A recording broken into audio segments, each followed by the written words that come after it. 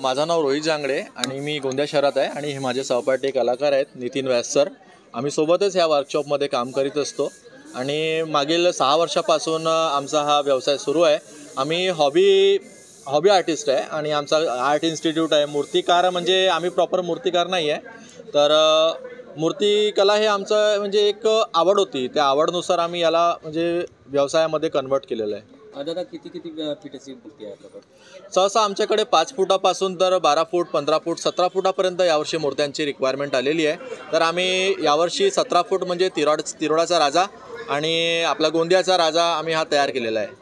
दादा यावर्षी रंगाचे बी दर वाढलेले आहेत आणि मातीचे तर काय दर या मूर्तीचे?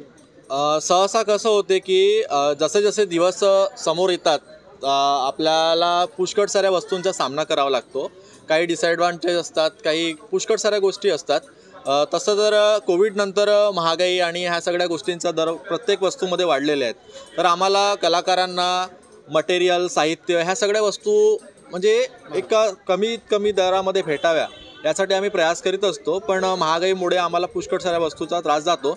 तर अशा प्रकारचं काही आता सध्या तरी काही प्रॉब्लेम नाही आहे आणि आम्हाला आमच्या कामानुसार जे आमचं काम आहे त्यानुसार आम्हाला दर भेटतात.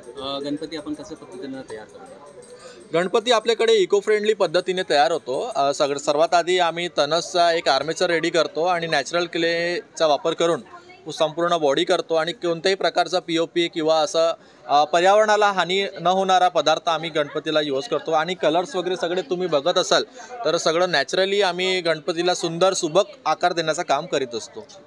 मेरा नाम नितिन व्यास है। भैया क्या बताओगे, अपने घर में मूर्तियाँ बन रही है, कितनी फीट की मूर्ति है और क्या पद्धति से अपन मूर्ति बनाते हैं? देखिए हमारे यहाँ 6 फीट से 16 फीट 17 फीट तक की मूर्तियाँ बन रही है इस बार। पहले हम लोग छोटी मूर्ति बनाते थे, अभी हमने धीरे धीरे मतलब हर वर्ष के अनुसार बड़ी बड़ी मूर्ति बनाते जा रहे हैं।